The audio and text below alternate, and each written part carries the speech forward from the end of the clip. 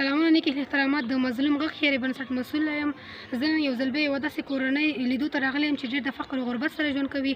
هغه وروڼه چې اوس مهال دغه ویډیو ګوري له ما سره پاتې شي او دا ویډیو تر پایه وګورئ تر څو دغه مورکه احساسات واورئ او دا ویډیو د ثواب په خاطر یې شیر کړئ تر څو نور بااحساسه وروڼو ته ورسیږي چې دغه مورکۍ سره کومک وشي.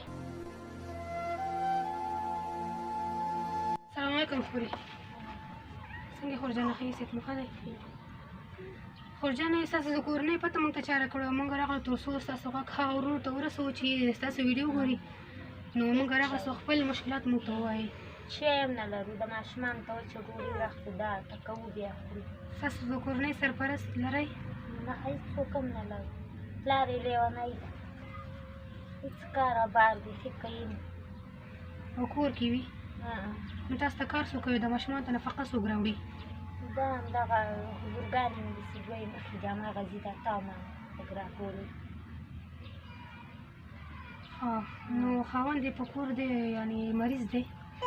د اعصابو تکلیف لري. تاسو ته خو به څه نه وایي؟ وایي نه نو خیش دا پردي کالي مې اغوستي دي ښې دا لورګانې مې هم اغوندي نه چپلکې نه تاسو اوس د شپې لپاره څه لرئ چې د ماشومانو چې هم نه لرو. نو چې ستاسو ماشومانو ته د شپې لپاره خوراک څه نه وي او تاسې مثلا بیرون خلک وګورئ نو تاسو څه احساس کوئ؟ څنګه به باید صبر کوو چې باندې وځي دا 20 رقمه شیان راځي د ماشومان یې لاسو کې ویني داسې ځاړي ګرمي خو یې له عادت تېروو. تاسو په دې خیمو کې ژوند کوئ؟ په خیمې کې ژوند کوو. نو تاسو شپې لپاره څه کوئ؟ تاسو خو دلته د فرش هم نشته دی نو همدغه په ځمکه کې شملئ؟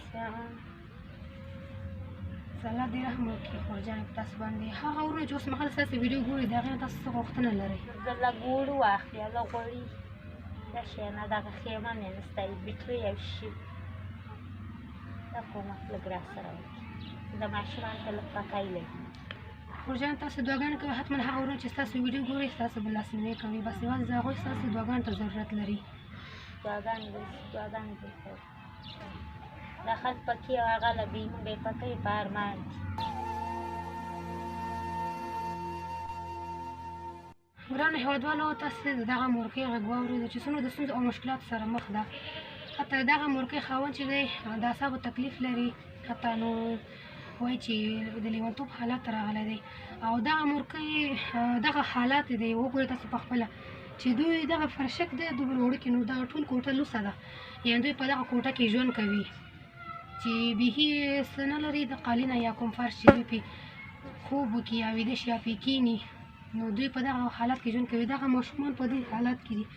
وګورئ زموږ افغانان ماشومان څومره په ستونزو او مشکلاتو سره مخ دي چې دغه مورکۍ وایي زه مې خپل اولادونه ګورم د نورو اولادونو په څېر نه دي یعنې هغوی چې دي جامو ګورم دا احساس کوم چې دوی ته هم همداسې جامې واخلم یعنې وس نه لري. نو زما ګرانو وروڼو راځئ له ما سره ملاتړ وکړئ او همکار شئ تر څو دغه خویندو مې ته په شونډو مسکا راولو او د انسانیت حق ادا کړو.